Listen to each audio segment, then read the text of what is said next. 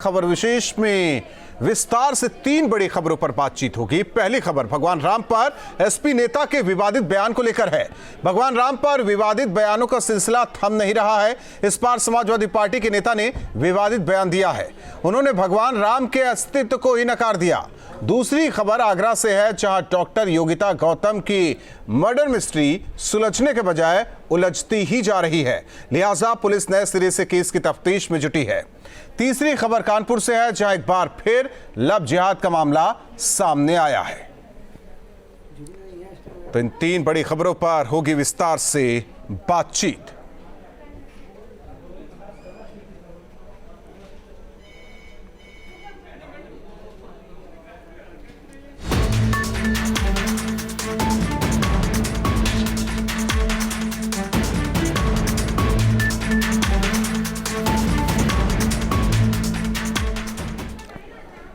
एक तरफ अयोध्या में दिव्य और भव्य राम मंदिर बनाने की तैयारी चल रही, वहीं दूसरी ओर भगवान राम पर विवादित बयानों का सिलसिला लगातार जारी, ये थम नहीं रहा।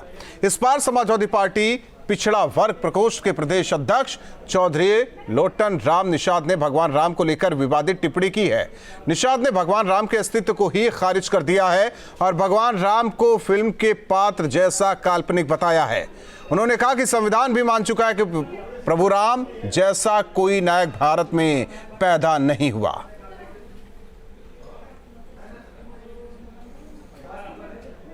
प्रभु थे कि नहीं थे, राम के अस्तित्व पर भी मैं प्रश्न चिन्ह खड़ा करता हूं कि राम को लोग कहते हैं दशरथ बेटा, राम एक काल्पनिक पात्र हैं। जैसे फिल्म की स्टोरी बनाई जाती है वह उसी तरह से राम एक स्टोरी के एक पात्र हैं। राम का कोई अस्तित्व नहीं है। संविधान भी कह दिया है कि राम कोई नायक पैदा नहीं हुए थे। भारत में कोई राम नाम का कोई व्यक्ति पैदा ही नहीं हुआ। बीजेपी ने इस मामले में समाजवादी पार्टी पर सवाल खड़े किए तो समाजवादी पार्टी ने इसे चौधरी लोटन राम निषाद का निजी बयान करार दिया है।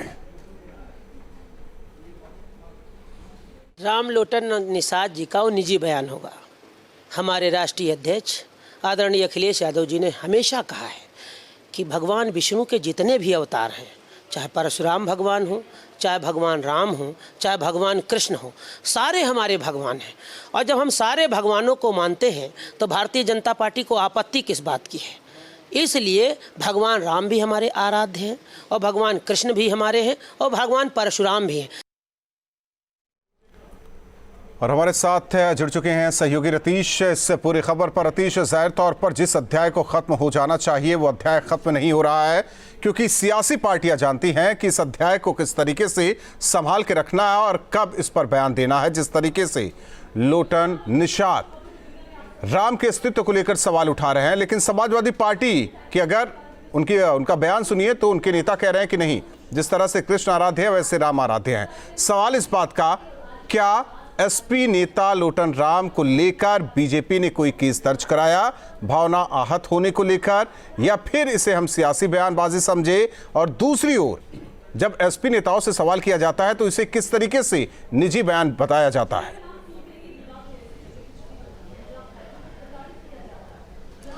देखिए, कहा जाता है कि राम से बड़ा राम का नाम जो भी लेता है वो अपने आप चर्चा में आ जाता है। सियासी बयान ही इसे कहा जा सकता है, क्योंकि जिस तरीके से लोटन राम निषाद ने, जो समाजवादी पार्टी के पिछड़ा वर्ग के प्रदेश अध्यक्ष हैं, उन्होंने इस बात को कहा, साफ तौर पर कहा कि राम का कोई अस्तित्व नहीं है और प्रभु राम जो है वो एक फिल्मी पात्र की तरह है। संविधान की भी दुहाई देते हुए कहा कि संविधान भी इस बात की तस्दीक नहीं करता कि राम थे या नहीं थे।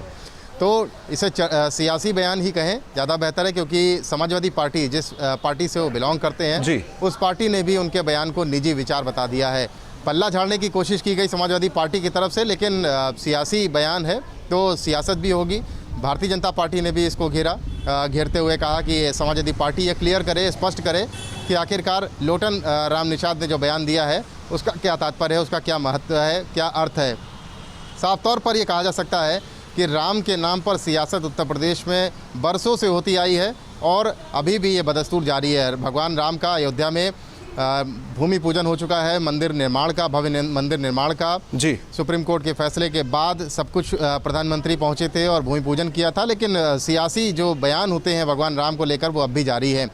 राम को लेकर के ये सब जानते हैं, सभी नेता जानते हैं कि भगवान राम पर टिप्पणी करके वो सियासी हलकों में चर्चा का विषय बन सकते हैं और चर्चा बटोर सकते हैं। शायद इसीलिए चौधरी लोटन राम निषाद ने भी इस तरीके का बयान दिया भगवान राम की नगरी अयोध्या में, और उसके बाद बीजेपी ने आड़े हाथों लिया है, क्योंकि भारतीय जनता पार्टी जानती है कि राम के नाम से उनकी चुनावी वैतरणी हमेशा से पार होती आई है, और ये एक मुद्दा समाजवादी पार्टी का मिल गया है। समाजवादी पार्टी के नेता के द्वारा जो कहा गया है उसके बाद बीजेपी को मिल गया है मुद्दा। हालांकि समाजवादी पार्टी ने अपना बचाव जरूर किया और कहा है कि समाजवादी पार्टी के जो मुखिया हैं वो भगवान राम और उनके विष्णु के जितने भी अवतार हुए हैं, भगवान विष्णु के जितने अवतार हुए हैं उन सभी अवतारों को मानती है, चाहे वो भगवान परशुराम रहे हों, भगवान श्री कृष्ण रहे हों, और चाहे कोई और अन्य रहा हो। तो एक बात ये समझने की ज़रूरी है कि राम पर सियासत थमेगी नहीं, न थम रही है, न थमी है कभी, ये चलती रहेगी उत्तर प्रदेश में। और राम के नाम से चर्चा बटोरने की राजनेताओं की आकांक्षा है, ऐसे नेताओं को समझना चाहिए कि वर्ग विशेष की भावना आहत होती है, और ऐसे में कहीं कुछ चीज़ें सामने ना आए। एक तरफ बीजेपी समाजवादी पार्टी से इससे लेकर स्पष्टीकरण मांग रही है, इसे निजी बयान बताया गया है। सवाल इस बात का है कि इस पूरे मामले में अब आगे क्या कुछ कार्रवाई। धन्यवाद इस बातचीत और जानकारी के लिए रतीश, हमारे साथ जुड़ने के लिए। तो भगवान राम को लेकर ये विवादित टिप्पणी की गई है लोटन निषाद की तरफ से, जिसे निजी बयान समाजवादी पार्टी ने बताया है। कानपुर लव जिहाद मामले में पुलिस का बयान, लड़की और लड़के की तलाश जारी। कानपुर पुलिस का कहना है तो बड़ी खबर इस वक्त की। कानपुर लव जिहाद मामले में पुलिस का बयान, लगातार लड़की और लड़के की तलाश जारी है। वीडियो की सत्यता की जांच की जा रही है, पुलिस टीम का कहना है। तो बड़ी खबर इस वक्त की, लव जिहाद मामले को लेकर पुलिस का बयान सामने आया। कानपुर से बड़ी खबर, लड़की और लड़के की तलाश जारी है, वीडियो की सत्यता की जांच की जा रही है। तो बड़ी खबर आपको इस वक्त की कानपुर से बता रहे हैं, लव जिहाद मामले को लेकर पुलिस का बयान सामने आया है।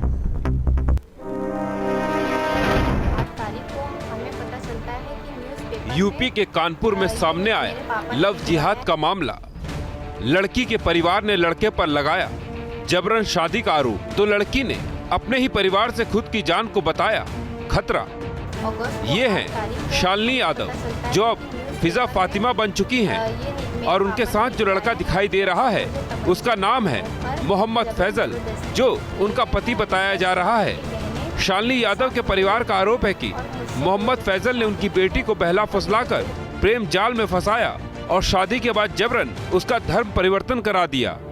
परिजनों का ये भी आरोप है फैजल के बहकावे में आकर उनकी बेटी घर से 10 लाख रुपए और गहने भी ले गई। शालिनी के परिजनों ने कानपुर के किदवई नगर थाने में केस भी दर्ज कराया है, जिसमें मोहम्मद फैजल पर गंभीर आरोप लगाए गए हैं। इसमें अपहरण से लेकर जबरन शादी और धर्म परिवर्तन के आरोप शामिल हैं। इस बीच पूरे मामले में पेच तब आया जब शालिनी ने एक वीडियो जारी कर अपनी जान का खतरा बताया और मदद की गुहार लगाई।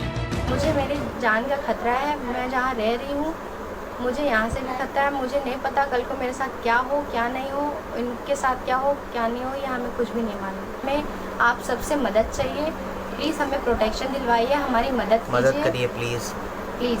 शालिनी का दावा है कि उसने अपनी मर्जी से फैजल से शादी की है और वो बहुत खुश है।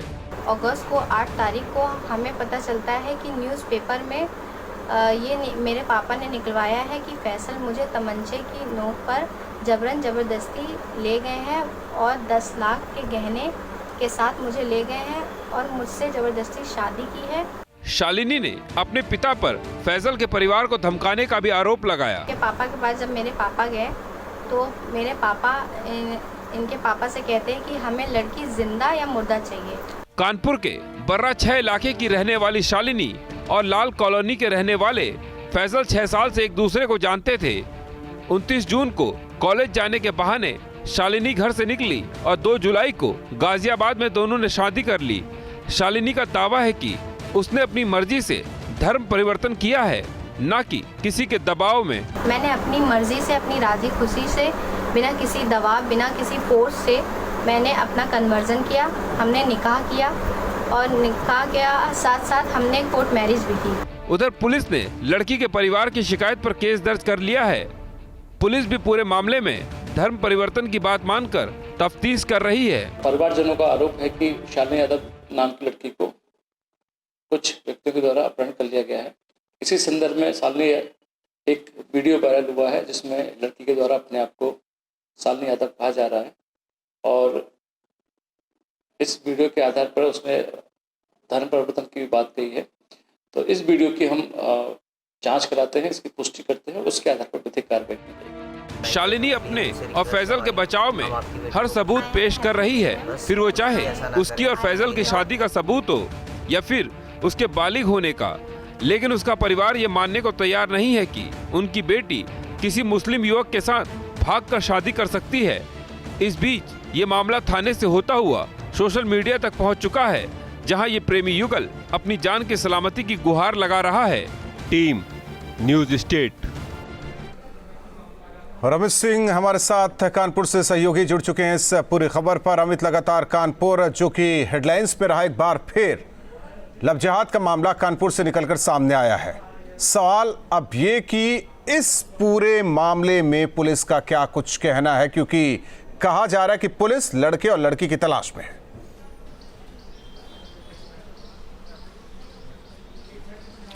बिल्कुल राहुल, इस मामले से जुड़ा सबसे ताजा अपडेट आपको दे दूं कि अभी एडीजी लॉ आया है जिसमें उन्होंने कहा है कि जो वीडियो है उसके सत्यता की जांच की जाएगी। लेकिन जिस तरह ये सामने आ रहा है कि जो लड़की है वो बालिग है, लेकिन बावजूद उसके इन दोनों को ढूंढ के निकाला जाएगा और बाकायदा लड़की का कलमबंद बयान जो है वो दर्ज कराया जाएगा। तो कहीं ना कहीं पुलिस भी लगातार इन लोगों की तलाश में जुट गई है, क्योंकि जो लड़की के माता है उनकी ओर से किदवई नगर थाने में बाकायदा रिपोर्ट दर्ज कराई गई, मुकदमा दर्ज कराया गया कि उनकी लड़की को बहला फुसलाकर अपहरण करके बाकायदा उसके साथ शादी कराई गई है और उसका धर्म परिवर्तन कराया गया है। तो कहीं ना कहीं इस मामले में पुलिस बड़ी एक्टिव हो गई है, लगातार दबिश दे रही है। वहीं दूसरी ओर इस पूरे मामले को लेकर जो कई तरह के सवाल उठ रहे हैं राहुल, क्योंकि देखिए जो कहा जाता है कि अगर आप एक दूसरे से प्यार करते हैं तो जाति धर्म भेदभाव ये सब नहीं देखा जाता, लेकिन यहाँ सबसे बड़ा सवाल उठता है कि अगर दोनों के बीच लव था तो धर्म परिवर्तन करने की जरूरत क्या पड़ गई। ये एक सबसे बड़ा सवाल है और इसीलिए कहा जा रहा है वो दरअसल कहीं ना कहीं एक दबाव के तहत ये समझौता है और इसीलिए इसको लव जिहाद का नाम दिया जा रहा है। तमाम जो संगठन है कानपुर के वो अब आवाज उठा रहे हैं, उनका कहना है कि कहीं ना कहीं ये गलत किया गया है। जो परिजन हैं, हम उन्हीं के घर के पास मौजूद हैं, परिजनों से सुबह से हम लगातार कोशिश कर रहे हैं कि वो कुछ अपना बयान दे, हम लोग से बात करें, लेकिन उनका कहना है कि वो लोग लगातार पुलिस के टच में हैं और अभी जब तक उनकी लड़की को ढूंढ नहीं निकाला जाता वो फिलहाल मीडिया में बात नहीं करेंगे। वही अगर बात करते हैं लड़के की, मोहम्मद फैजल की, तो जूही के लाल कॉलोनी में लड़का रहता है, हम वहां पर भी गए। फिलहाल लड़के के घर में जो उनका परिवार है वो ताला लगाकर कहीं चला गया है। अब लड़का कहाँ है, लड़की कहाँ है, परिवार कहाँ है, लड़की का जो परिजन है वो कुछ बोलने को तैयार नहीं है। लेकिन इतना तो तय है कि पुलिस लगातार अब खोजबीन जारी रखे हुए है और जो पुलिस का ये कहना है कि उन लोग को ढूंढ निकाला जाएगा, वीडियो की सत्यता की जांच की जाएगी और उसके बाद कलमबंद बयान होने के बाद ही कुछ आगे का जो निर्णय है वो लिया जाएगा। हालांकि वीडियो की सत्यता की जांच होगी अमित, जाहिर तौर पर इसके बाद जो आप कह रहे हैं कि कलमबंद बयान दर्ज किए जाएंगे। सवाल इस बात को लेकर है कि एक तरफ जो वीडियो आया है उसमें लड़की और लड़के जो कह रहे हैं अपनी जान को खतरा बता रहे हैं, लेकिन दूसरी ओर परिजन जो थाने में शिकायत दर्ज कराई जाती है उसमें यह कहा जाता है कि बहला फुसलाकर ले जाया गया, पैसे भी लड़की साथ में ले गई, धर्म परिवर्तन भी किया गया, शादी भी की गई, तमाम चीजें हैं। और इस ऐसे में पुलिस को फूंक फूंक कर कदम रखना होगा, क्योंकि ये ऐसा मामला है जिस पर सभी की निगाहें बनी हुई है।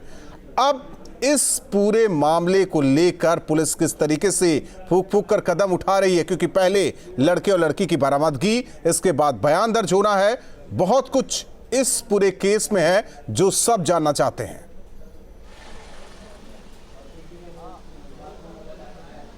बिल्कुल राहुल, आपने ठीक कहा, क्योंकि ये पूरा जो मामला है वो बहुत हॉटस्पॉट मामला बन गया है और कहीं ना कहीं शासन से लेकर जो पुलिस है कानपुर की वो भी युद्ध स्तर पर अब लग गई है। क्योंकि परिजनों का ये कहना है कि अगर शादी ही करनी थी तो आखिर धर्म परिवर्तन करने की जरूरत क्या है, क्योंकि अगर एक दूसरे से प्यार करना होता है तो उसके लिए कोई धर्म परिवर्तन करने की जरूरत नहीं है कि शादी करने से पहले निकाह करने के लिए धर्म परिवर्तन करना पड़े। चूंकि वीडियो पुराना है और बताया जा रहा है कि लड़की लड़का ने 20 जुलाई को गाजियाबाद बाद में कोर्ट मैरिज कर ली थी, यानी करीब करीब 1 महीने पुराना ये मामला है। अब लड़की लड़का कहाँ है, उनकी तलाश की जा रही है। बाकायदा पुलिस ने कहा है कि जो वीडियो आया है सोशल मीडिया पर उसकी सत्यता की जांच की जा रही है। अमित, आपके पास आते हैं हमारे साथ, दोनों लड़की और लड़का सामने नहीं आ जाएंगे। अमित, आपके पास आते हैं हमारे साथ शलभमणि त्रिपाठी जी, जो कि प्रवक्ता हैं बीजेपी के, जुड़ चुके हैं। शलभमणि त्रिपाठी जी, हालांकि आपका ट्वीट देख रहे थे, आपने इस पर सवाल कई उठाए हैं, मसलन कि धर्म परिवर्तन क्यों हुआ और साथ ही साथ फैसला कैसे लिया गया। आपने ये कहा कि ये लव नहीं, लव जिहाद है, तथाकथित प्रबुद्धों को मेरी बात से मिर्ची लगेगी। ये तमाम चीजें आपके ट्विटर अकाउंट पर पढ़ी जा रही है। सवाल इस बात का, इस पूरे मामले को लेकर क्या कहेंगे? हालांकि आपने ट्वीट के जरिए जाहिर भी किया है। देखिए, बहुत सीधी सी बात है कि शालिनी यादव ने फैसल से निकाह किया जी, और शालिनी यादव और फैसल का जो वीडियो आया है उसमें वो ये कह रही है कि हमने धर्म का बंधन तोड़कर ये निकाह किया जी। साथ ही वो ये भी बता रही है कि हमने धर्म परिवर्तन किया, इस्लाम कबूल किया। तो जो उनके परिवार के लोग हैं, जो समाज के लोग हैं, जो कानपुर के लोग हैं, वो एक सवाल उठा रहे हैं। वो ये कह रहे हैं कि भाई अगर ये लव है तो लव में धर्म की बात अगर कह रहे हैं कि धर्म आड़े नहीं आता, धर्म परिवर्तन क्यों किया, इस्लाम क्यों कबूल किया?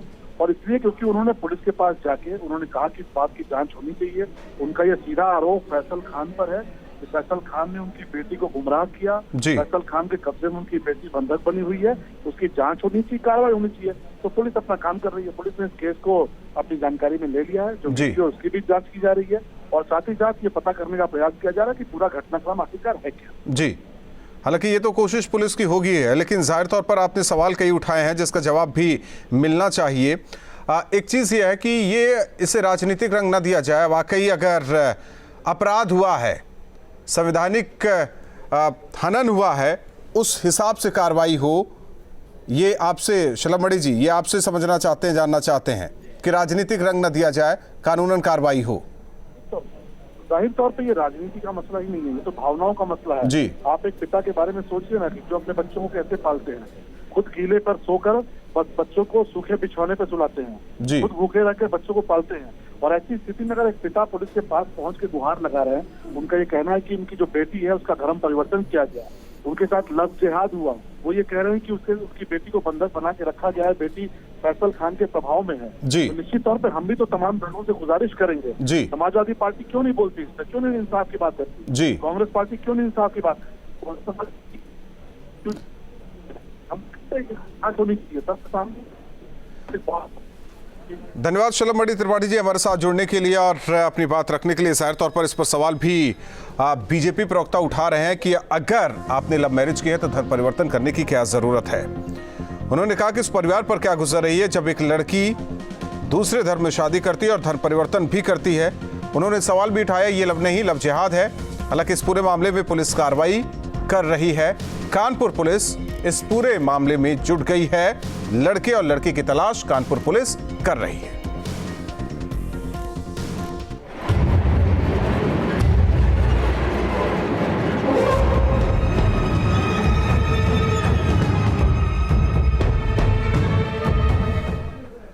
आगरा में डॉक्टर योगिता गौतम की हत्याकांड की गुत्थी पुलिस के लिए उलझती ही जा रही है। पुलिस ने इस केस में आरोपी को गिरफ्तार तो कर लिया, लेकिन उसके कबूलनामे और पोस्टमार्टम रिपोर्ट में जमीन आसमान का अंतर है। हालांकि पोस्टमार्टम रिपोर्ट सामने आने के बाद आरोपी ने योगिता को गोली मारने की बात भी कबूल कर ली है। ऐसे में सवाल यह है कि क्या आरोपी इस मामले में पुलिस को गुमराह करने की कोशिश कर रहा था?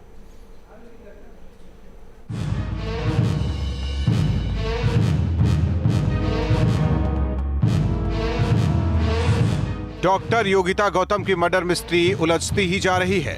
आरोपी विवेक तिवारी ने डॉक्टर योगिता पर चाकू से हमला करने की बात कबूली थी, लेकिन अब पोस्टमार्टम रिपोर्ट में यह बात निकलकर सामने आई है कि योगिता को गोली मारी गई थी। पहले आपको सुनाते हैं आरोपी का कबूलनामा। हमारे रिलेशन तकरीबन 7 सालों से थे। इस बीच में लास्ट बार मीटिंग के दौरान डॉक्टर योगिता जब मेरी कार में बैठी तो शुरुआत से ही इतने झगड़े स्टार्ट हो गए और इतनी ज़्यादा हॉट टॉक स्टार्ट हो गई कि जिसमें मैंने गला दबा के उनकी हत्या कर दी। और जब मुझे ये लगा कि गला दबाने के बाद भी उनकी मृत्यु नहीं हुई है तो जनरली मैं अपने एक गाड़ी में चाकू रखता हूँ, उससे मैंने उनके सर पे वार किया और एक सुनसान इलाके में उनकी बॉडी को फेंक दिया और लकड़ियों से। लेकिन जो पोस्टमार्टम रिपोर्ट सामने आई है वो नई कहानी बयां कर रही है। पोस्टमार्टम रिपोर्ट में डॉक्टर योगिता को 3 गोलियां लगने का जिक्र है। एक गोली सिर में लगी, दूसरी गोली कंधे में और तीसरी गोली सीने में लगी है। हालांकि पोस्टमार्टम रिपोर्ट सामने आने के बाद आरोपी ने डॉक्टर योगिता के साथ हुई हाथापाई के दौरान उसे गोलियां मारने की बात कबूल कर ली है। फिलहाल पुलिस आरोपी और उसके परिजनों से पूछताछ कर हर एंगल की जांच कर रही है। वहीं सीसीटीवी फुटेज का भी सहारा लिया जा रहा है। पुलिस अब नए सिरे से इस केस की तफ्तीश कर रही है। बताया जा रहा है कि डॉक्टर योगिता और विवेक तिवारी 7 साल से रिलेशन में थे, लेकिन दोनों में विवाद बढ़ गया, जिसके बाद इस वारदात को अंजाम दिया गया और उसके बाद आरोपी शव को सुनसान जगह फेंक कर फरार हो गया। फिलहाल आरोपी पुलिस की गिरफ्त में है और उम्मीद की जा रही कि जल्द ही इस केस से जुड़े नए राज भी खुल सकते हैं। आगरा से विनीत दुबे के साथ team news state. Vineet Dubey हमारे साथ आगरा से सहयोगी जुड़ चुके हैं। विनीत, कल जब खबर आई कि आरोपी ने अपना गुनाह कबूल कर लिया, जिसमें उसने कहा कि गला दबाकर और इसके बाद चाकू से वार कर हत्या की, लेकिन पोस्टमार्टम रिपोर्ट और उस बयान में काफी अंतर है और अब यह कहा जा रहा है कि उसने ये भी कबूला कि उसने 3 गोलियां मारी, सिर में, छाती में और कंधे पर। सवाल इस बात का है कि आगे और भी कुछ निकल सकता है, तो ऐसे में लेकर पुलिस एहतियातन क्या कुछ कर रही है, किस तरीके से पूछताछ?